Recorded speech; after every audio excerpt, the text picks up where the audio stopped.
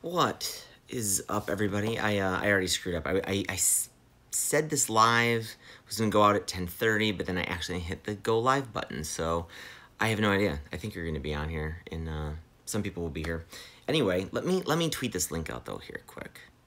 I know this makes it all very weird to watch me now have to tweet this link out.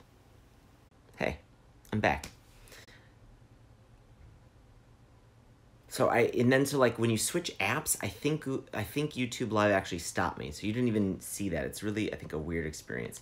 Anyway, how's it going? Yeah, so like I said I'm going to answer some Q&A. A little bit of some people have been asking some questions that I've answered in the YouTube comments, but I thought I'd kind of expound on this stuff and kind of share them in a video.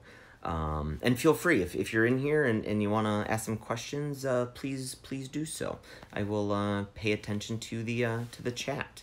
Sportsperson16 asked, thoughts on the iPhone X, worth it over the 8?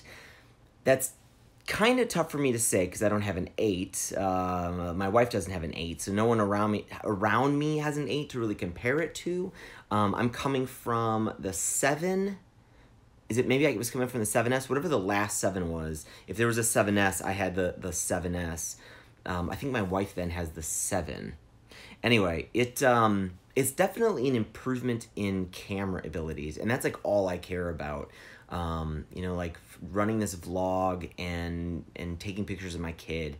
I'm gonna buy any phone that has like the best camera. So this thing could have been like, there's a really great article actually today about like, just give me a cheap phone with the best camera. And that's kind of how that's kind of how I feel myself. Like I just want the best camera. So there's a better set of cameras and camera system here on the X. It's really the 10, I like calling it the X, than there is on the iPhone 8. But if you get the iPhone 8 Plus, you get like the dual camera and you get some better camera abilities.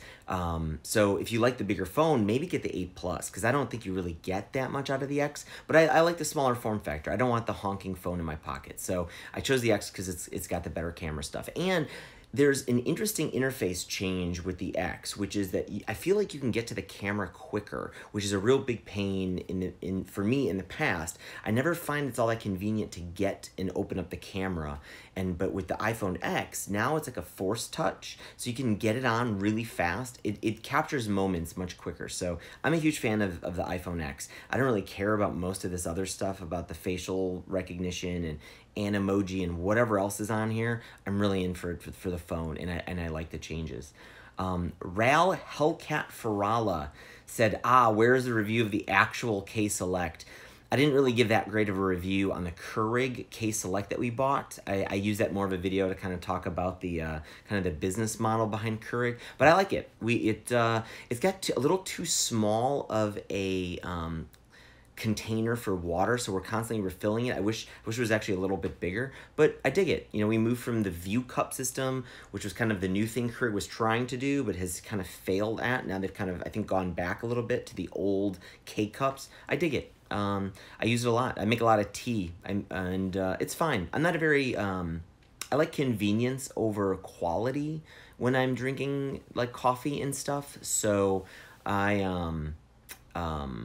yeah, so I've been kind of on the K-Select a lot. I dig it. I dig it a lot. It was affordable with a bunch of, especially with some coupons at Bed Bath & Beyond. I recommend it. Andre Andreev, am I saying your name right? I think I've even asked this before. And I'm seeing some questions from you in the chat now, but I'm going to go back to your point here. You also asked like a few days ago about writing, and you mentioned how to deal with self-editing. Cool. Andre Andreev. Okay, cool. You mentioned writing, and so I answered, but yeah, I'll mention a couple things in here for people. But yeah, I mean, it's hard. I have a problem with self-editing myself, and so I force myself into this like 2-phase writing process. I force myself to write without editing, and it takes a little bit of a switch in your brain. One thing I picked up before I think I got much better at this, doing an electronic version of this, but I used to just write in a journal, and then I would bother kind of going back and reading what I wrote in a journal and typing that stuff out. But it's a little bit easier to kind of write without editing yourself in a journal. Just write in that notebook and just keep going. Just keep going. If you find your pen start to back up, I mean, you're failing. Just keep going and go and go and go. And if there's a paragraph that you wrote that, you miss something, like just keep going. Write the new thoughts and piece it together later. And it's an easier thing to say than do, but you eventually get this muscle after you practice it enough. Use, like, and I think you mentioned in your comments here, use draft. It turns off your delete key so that you can't actually delete anything, which I think is very powerful. And when people start using it, they start freaking out because it's not natural at all. We naturally want to self-edit while we write, and it's not what you want to do. Use something like that to kind of break yourself out of that habit of editing yourself. And then, I go back, hours later when I've gotten all that stuff down on paper, and then I start the edit and I start getting rid of stuff. I walk around with it. I speak it out loud. I read it to myself to kind of think about, does this deliver any kind of passion? Am I excited about, do I stutter over the words? Does it actually sound like me? And I start deleting a lot of stuff. That's the big part. Thiago Ramos, you mentioned, do you think it's hard to manage a small team? How do you know you are working on something that is not a waste of engineer time? I don't think any of us do, man. Like, we're all making bets. I do think though, when you build a team kind of organically, we've tried to here a little bit. I mean, I did kind of stumble into high rise and immediately had the need to hire some engineers. But when you grow something from scratch organically, you become really accustomed to like what moves the needle in what you're building for your product. High rise isn't that much different. I mean, I've been using high rise since 2007, so it's like I'm very comfortable with the gaps that it had. Being a kind of a very frequent user of it from a long time ago. So it's like, I know what it needed, and we're building stuff that we use every day. I mean, high-rise was something when we came to it, none of us were using it. I mean, we were, I had used it before with other businesses, but the day we started, I wasn't using it, and we had no need for it internally. We didn't have a sales team to use it amongst. And it didn't have any features that we were actually going to use internally. So a big part of what we did was we forced ourselves to use it every day, and we built those features that we're going to force ourselves to use every day. We got off of our help support system and moved all of our help support to high-rise because we built those features to allow us to run it as a help desk. We moved off of our email marketing platform to start using high-rise. And so now it's like, we know it's not a waste of engineer time because it's like we're fixing the problems we have. And it just so happens, I mean, we can validate it because we get a lot of people, asking us for feature requests. So it's easy to know these days. It's like, well, if we did this, are people going to want it? And I talk to support all the time. I hit up Chris Gallo and Allison Groves, but Chris is a really great pulse on what's going on with our customers. And I'm constantly kind of asking him like, hey, what would get the biggest bang right now? So I'm really in touch with support. I'm in touch with problems that we have because we are such heavy users of the product. So it's kind of easy these days to know that it's not going to be a waste of engineer time. But I'm also making sure, like, hey, make sure the engineers and all of us, we're designing solutions that aren't these really grandiose things, because then it's going to be a waste. We're still putting out stuff that I think are experiments. Like we're working on drip campaigns now, and we're going to put it out there, and it might not be perfect. I think there's going to be some stuff that we're going to want to change about it. So let's not spend months developing this. Like, let's get a core little simple version of it done. Let's get it out there. Let us start using it, and we'll start iterating on this. If we spent more and more months, I mean, we've got all these ideas in mind, and if we kept putting, time into that, then we're going to start wasting engineering time. Then it's going to be a problem. Focus on small cycles, get that stuff out the door, get it in people's hands, and you're going to avoid the problem of wasted time. All right, I'm going to go to, I can't, it's so hard to get to comments. I'm going to go to YouTube and maybe see if I can see some of these comments. Allie will see if I can answer one more. But if you guys want to ask something now and it pops up, here we go. All right.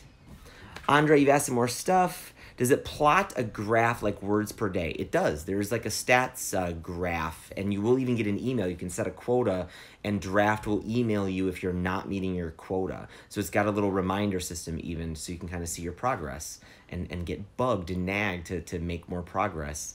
You also asked, do you have advice on making more actionable requests when you are asking for feedback, like when reviewing drafts or from customers? That's interesting. I don't know if I do. So you're asking kind of like you want, I don't know, that's really interesting. Because like, I think most people suffer from not actually asking questions to begin with. I got an email from someone the other day. It was a very lengthy email, maybe someone who's watching this, and there was no question in it. And they even admitted it at the end that there was like, there's not a question in here. And so I don't know. I think people are very good about, they want to get their idea across. They want to tell a bunch of people and they want feedback, but they don't really ask any questions at all.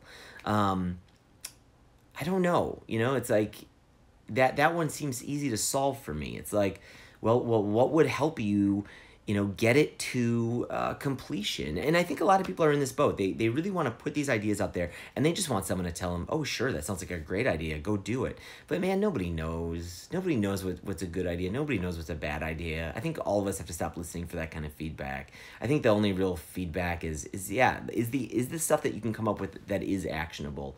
If you came to me and were like, well, how do you think, what would be the best way to get this into the most people's hands? Or, what do you think the pricing model should be? How should we price this? Something that I can get really concrete answer to. And still even that stuff, it's like, I don't know. You're just going to have to try something and experiment with something.